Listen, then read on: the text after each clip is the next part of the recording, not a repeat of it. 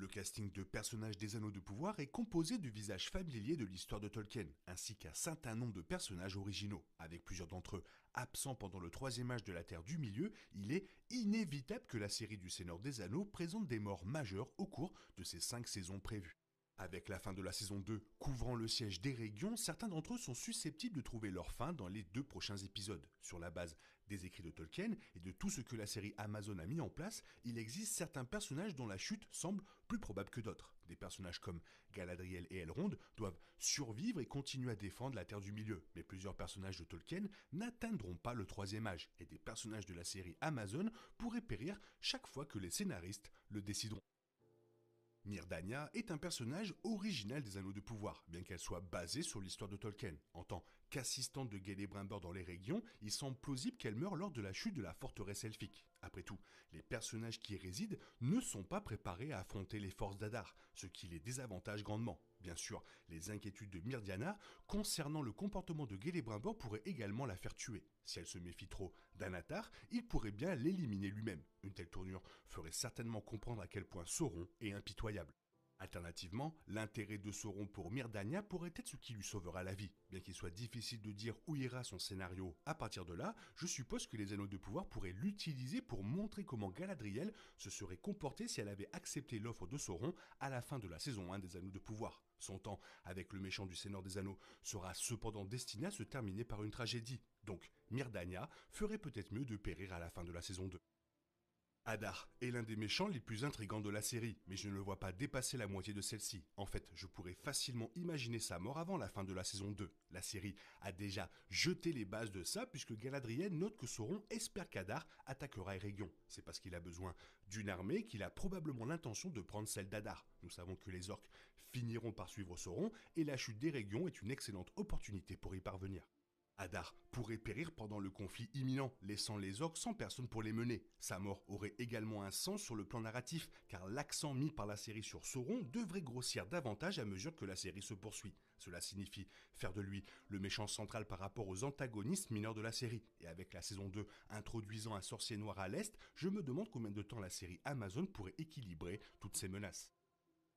Arondir n'a pas fait grand-chose dans la saison 2 et son arc de personnage semble actuellement dans une impasse. L'elfe a joué un rôle de premier plan dans la lutte pour les terres du Sud lors de la saison 1 et sa romance avec Bronwyn était prometteuse. Cependant, la mort de celle-ci dans la saison 2 ne lui laisse pas grand-chose à faire à part tuer des orques. Et l'aperçu de l'épisode 7 donne l'impression qu'il aidera Eregion lors de l'invasion de l'armée d'Adar.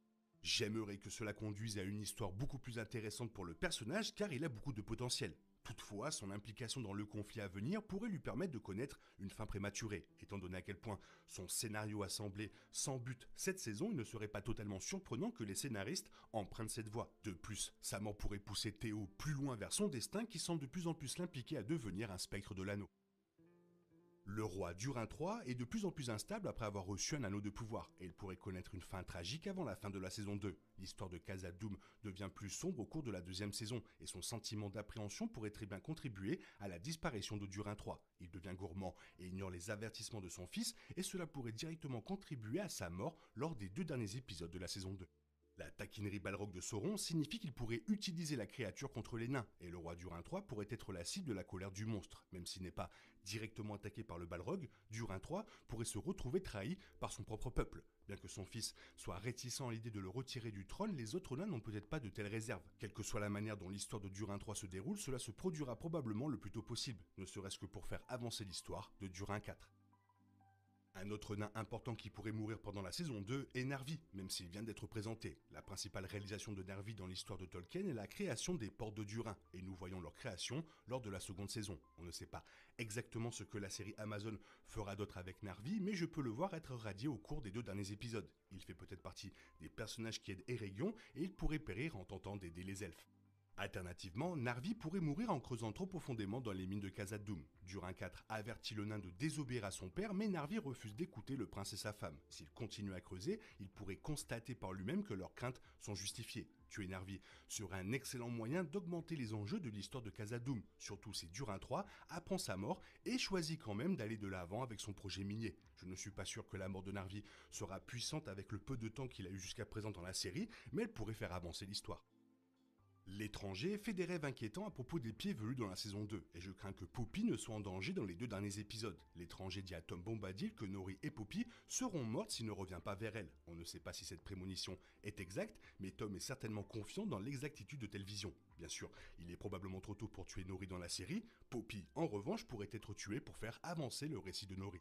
Alors bien sûr, j'espère que la série ne suivra pas cette voie car la dynamique entre les deux pieds velus est l'une des meilleures. Et si l'arc de Poppy reflète vraiment celui de Sam Sagas Gamgee, elle suivra Nori jusqu'à la toute fin. Mais avec les pieds velus et l'effort qui repousse le sorcier noir de Rune, j'ai le sentiment que quelqu'un va être tué. Peut-être que le méchant s'en prendra au fort, mais les rêves de l'étranger me font penser que la vie de Poppy pourrait également être en jeu. Avec le sorcier ténébreux de Rune menaçant les forts, je dois supposer que Gundabel pourrait devenir une victime des 2 derniers épisodes de la saison. Le personnage est la chef de son peuple et elle s'emprête à défier le sorcier et son culte pour protéger les forts et les pieds velus. En tant que responsable des forts, elle pourrait également être celle qui transmettra ce message, ce qui pourrait la voir devenir un exemple tragique de ce qui arrive aux ennemis du sorcier. L'épisode 6 prépare également le terrain pour la mort de Gundabel car elle en parle à Nori disant qu'elle veut être enterrée à côté de son mari. Cette scène me fait penser qu'elle pourrait le rejoindre bien plus tôt que prévu. L'attachement de Gundabel à sa maison rend moins probable qu'elle la quitte, même si les pieds velus et les forts semblent destinés à fonder un jour la comté. Je pense que la saison 2 laissera Gundabel à Rune, marquant une fin tragique à son histoire. Celebrimbor joue un rôle important dans les 2 premières saisons, car il est le forgeron elfique responsable de la fabrication des anneaux de pouvoir. Il est également le chef des régions, ce qui fait de lui un candidat de choix pour mourir dans le final de la saison 2. Les écrits de Tolkien déclarent que Celebrimbor périt après avoir été capturé par Sauron, ce qui se produit pendant le siège des régions. On ne sait pas si la série Amazon adaptera cela avec précision ou non, mais je pense que cela pourrait le tuer pendant la bataille pour intensifier le drame. Une fois que Celebrimbor aura créé les anneaux de pouvoir pour les hommes, Sauron n'aura plus aucune utilité pour lui, et cela n'augure rien de bon pour son avenir dans la série. De plus, les bandes annonces de la saison 2 montrent la dévastation de Celebrimbor après avoir appris comment il a été manipulé. Après l'épisode 6, il ignore également parfaitement la bataille qui se déroule autour de lui. Je ne peux m'empêcher de penser que ce sont les signes de sa mort dans les prochains épisodes. Malheureusement, cela signifie que nous devons faire nos adieux à Charles Edwards, dont la performance a été excellente.